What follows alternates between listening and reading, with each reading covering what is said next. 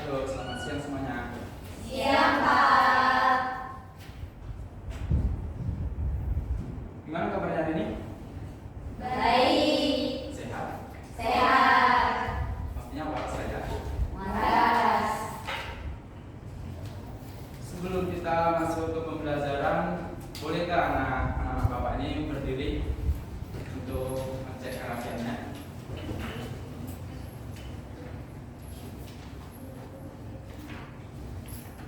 Sepertinya udah beres semua ya? Ya udah, silakan duduk.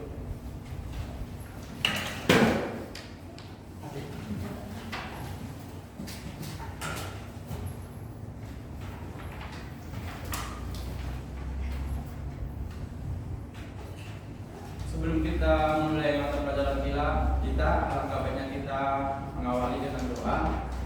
Untuk memimpin doa, saya silakan dulu dari anak-anak Bapak yang untuk memimpin doa. Saya persilakan mungkin dari Mas Leo yang memimpin doa.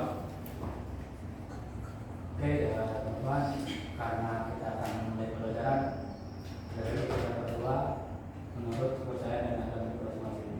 Berdoa dimulai, berdoa selesai. Oke, terima kasih Mas Leo.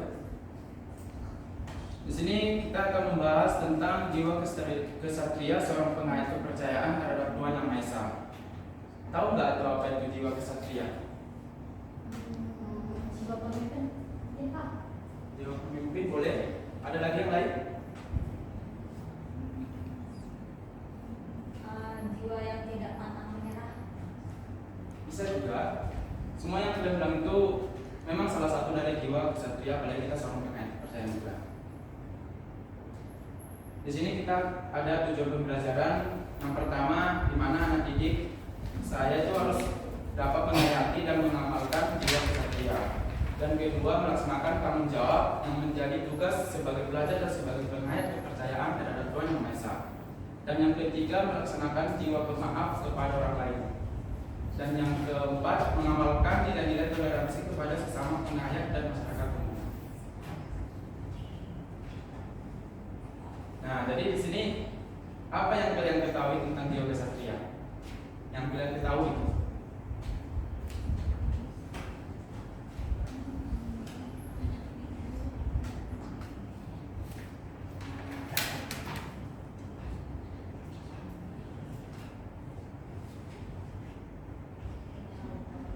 Kalau bisa, siapa yang bisa menjawab? Tolong maju ke depan untuk menulis.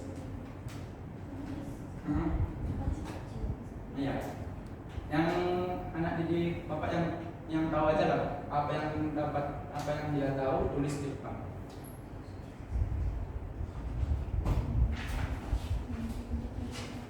Ada yang tahu nggak?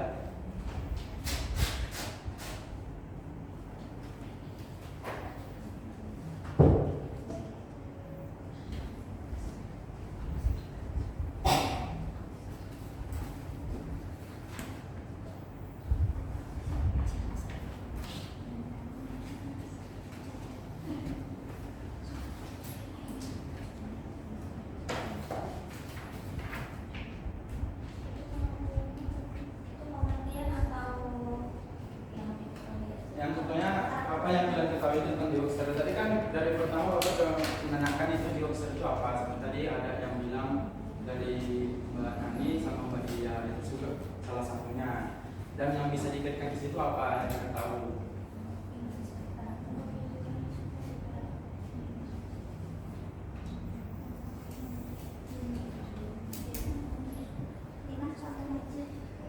Boleh? Tidurnya?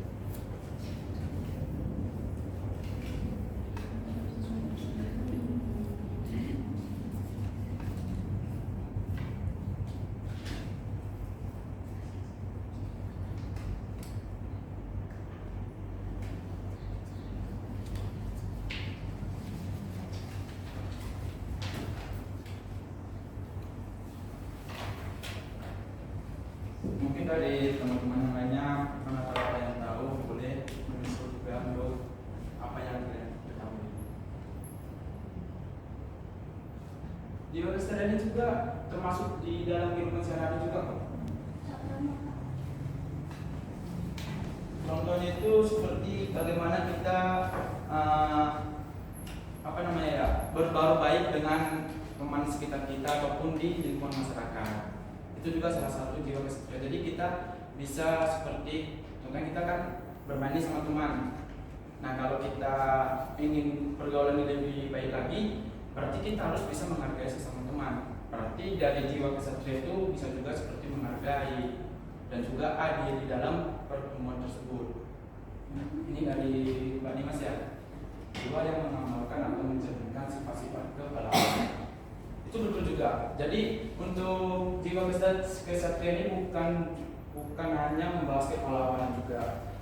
Jadi kita kan seorang pengayat nih, dimana setiap paguyuban itu pasti dari ajarannya ataupun kepercayaan itu kan berbeda-beda cara untuk menghadapi seperti jiwa kesatriaan tersebut.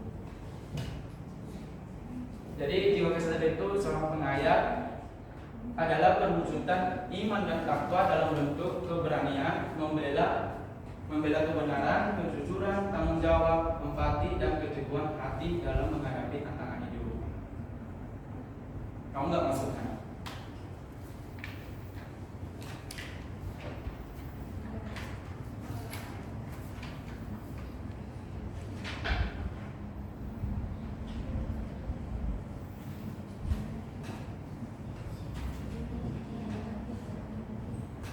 Berarti kita untuk dalam kehidupan sehari ini kita harus menerapkan seperti membela kebenaran di saat teman kita yang udah tahu salah tapi kita malah mendiamkan. Contohnya kita dari sekolah nih, teman kalian ada ketahuan nyontek, jangan didiamkan tetapi dilaporkan kepada guru. Cara melaporkannya jangan langsung bilang ini mencontek, tapi hargai juga temannya. Mau bagaimanapun itu teman kalian juga, tapi diskusikan sama gurunya bahwa teman saya itu sampai bahkan itu membela kebenaran juga dan juga kejujuran. Di dalam kejujuran ini untuk dalam sekolah kita itu harus jujur. Contohnya seperti kita menyelesaikan tugas rumah yang diberikan oleh guru. Contohnya saya berikan tugas yang kemarin. Berarti kalian kalian harus jujur untuk mengerjakannya sendiri, jangan meniru dari teman yang lain. Kan itu. Terus tanggung jawab ini juga harus diterapkan di dalam kehidupan sehari-hari. Empati dan keteguhan hati dalam menghadapi tantangan hidup. Untuk sampai sini paham nggak?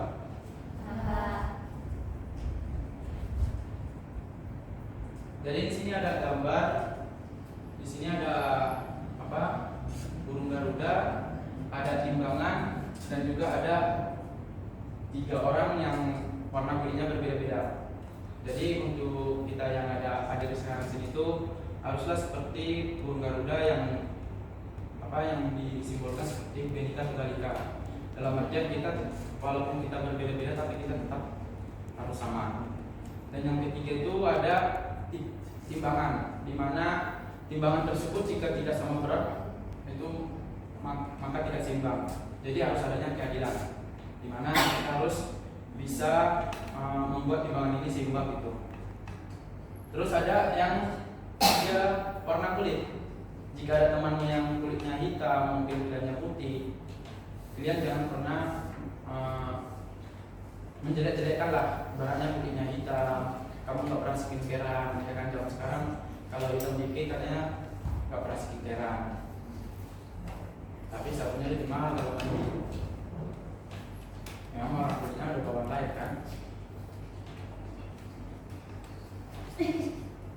Mengapa kita perlu berjiwa kesatria? Ada yang tahu kan?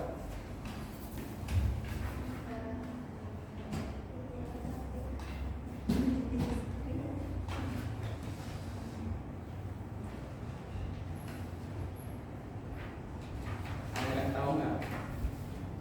Oke, Nes, Bapak lanjut aja ya. Jadi jiwa kesatria dalam konteks kepercayaan terhadap Tuhan Maha Esa didefinisikan sebagai sikap mental yang berani, jujur, adil, dan bertanggung jawab dan berempati. Semua itu dilandasi oleh keimanan dan ketakwaan kepada Tuhan. Ini bukan sekedar keberanian fisik, melainkan juga keberanian moral dan spiritual. Seorang kesatria Kesatria sejati berani membela kebenaran meskipun harus menghadapi risiko. Ia jujur dan bertanggung jawab atas perkataan dan perbuatannya. Ia adil dalam segala hal, memperlakukan semua orang dengan hormat dan tanpa diskriminasi. Ia berempati dan peduli terhadap sesama, terutama orang yang lemah dan membutuhkan pertolongan. Jadi udah paham kan kenapa kita harus berjiwa kesatria? Apa? Oke, makasih. Terus ada lagi nih pertanyaan, bagaimana jiwa kesatria dapat tercermin dalam kehidupan seorang penganut kepercayaan? Bagaimana?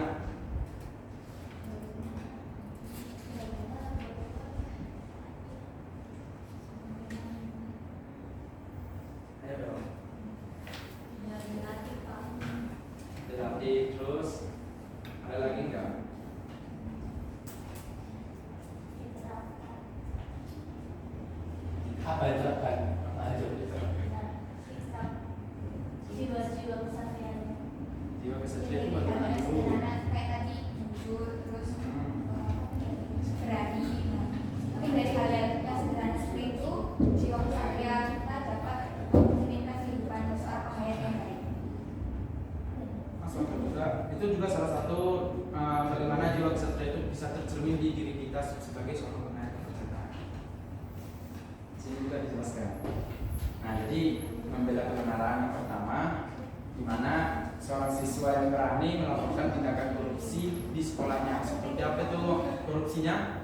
Contohnya uang kas di kelas gitu kan. Jadi kalau bendaharanya korupsi, ya kalian bisa aja lapor langsung ke wali, pada guru walinya. Terus bertanggung jawab. Sebagai siswa yang baik harus berani mengakui kesalahannya dan berupaya memperbaiki, bukan malah memperpanjang masalah. Jadi jika ada masalah itu sama temannya, kalau masih bisa diperbaiki. Kalaupun agak lumayan susah gitu, setidaknya kita kasih solusi. Terus yang ketiga, berempati. Sebagai siswa yang baik harus membantu temannya yang lagi kesulitan. Jadi di saat teman mulai kesulitan dibantu. Kalau kita masih bisa membantu.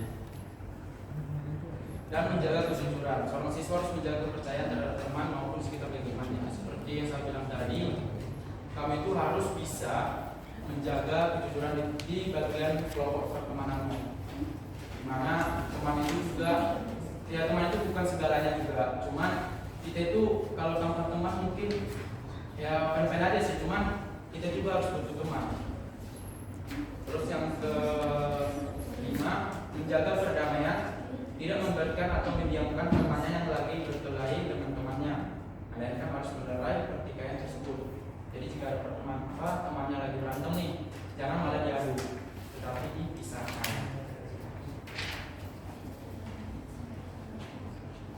Sampai sini ada nggak pertanyaan? Belum ada, Pak. Sebelum ada sampai sini pertanyaannya.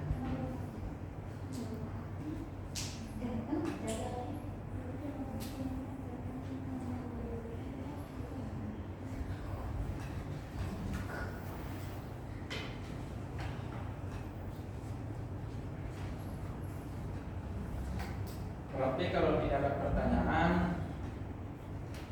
untuk materi yang Bapak sampaikan tadi, siapa yang bisa menyimpulkan?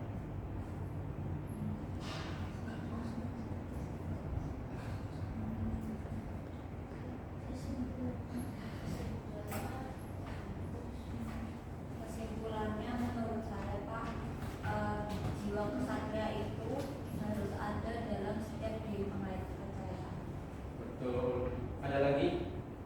Itu udah tepat, cuman mana tahu ada lagi teman-teman yang lain bisa menyimpulkan lagi.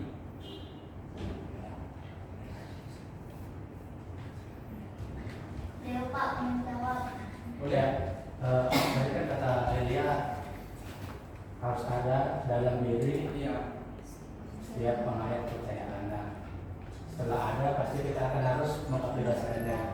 Betul sekali. Berarti dalam artian kita itu sudah menerapkan di diri kita sendiri.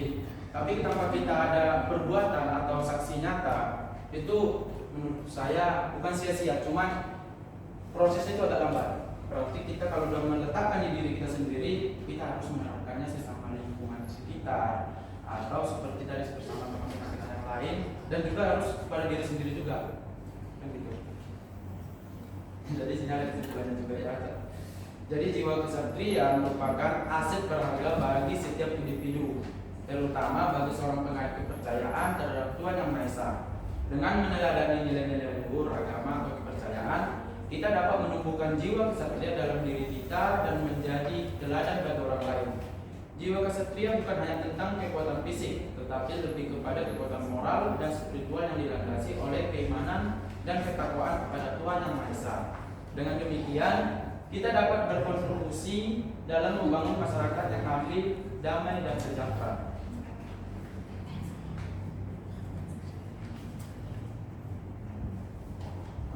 Untuk materi kita ini udah ada nggak di diri kita sendiri itu yang menerapkan di hatinya masing-masing seperti Bapak jelaskan tadi? Ya, kemauan Bapak walaupun sudah ada di hatinya masing-masing, Bapak minta tolong jangan pernah melepaskan itu, karena bagaimanapun itu menjadi modalmu untuk kedepannya nanti. Karena jika kita sudah melakukan hal baik di hari sekarang, di kemudian hari kita akan melakukan kebaikan tersebut. Tapi jika kita melakukan hal yang buruk di waktu yang sekarang ini, kita bukan mendapatkan hal buruk untuk hidup berikutnya, tapi kita harus bisa memperbaikinya sebelum hal buruk tersebut menuju kepada kita.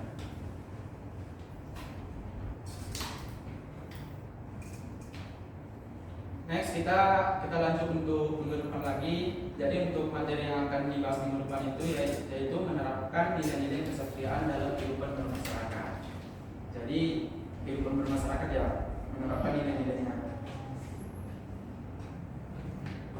Perhatian dari Bapak saya itu sebenarnya kita itu harus bisa menerapkan nilai-nilainya tadi. Seperti tadi Mas saya bilang, kalau kita tidak mengaplikasikannya mau bagaimana kan gitu. Nah nanti untuk kita menentukan lagi kita bahas untuk minggu depan lagi. Oh ya tadi Bapak lupa tadi untuk ngabsen ya. Apakah kita hadir hari ini semua? Yus Pak. Yusnya kenapa? Yang ada neneknya meninggal. Waduh, semoga neneknya diterima oleh badannya ya. Terus apa lagi? Ibrani Pak. Itu kenapa tuh? Absen. Nggak izin? Bukan ada keputusan? Apa itu lagi ya? Besok kalau dia datang, suruh datang ke ruangan saya ya. Iya Pak. Karena kalau saya lihat di absen itu kayaknya berdua kali ya, hampir 3 kali. Kayaknya kalau dia nggak datang minggu depan, saya panggil orang tua kayaknya. Siapa?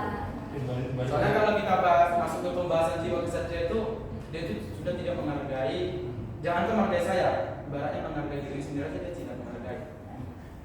Ngatur.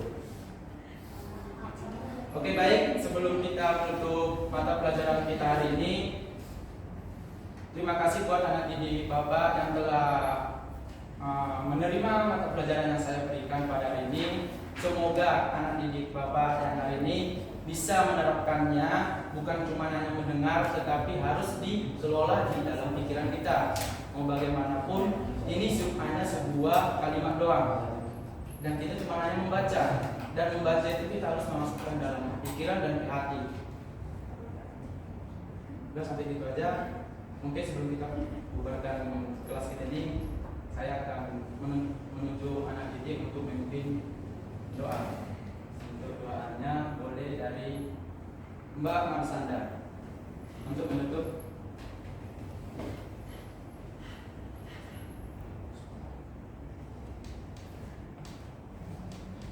Setelah kita menghadiri pelajaran pada hari ini, alangkah baiknya kita berdoa menurut agama dan kepercayaan masing-masing. Berdoa dipersilakan. Berdoa selesai. Oke, terima kasih Mbak. Jadi kita lanjut di minggu depan lagi ya anak-anak. Ya. Terima kasih untuk waktunya. Terima kasih. Salam Rahayu.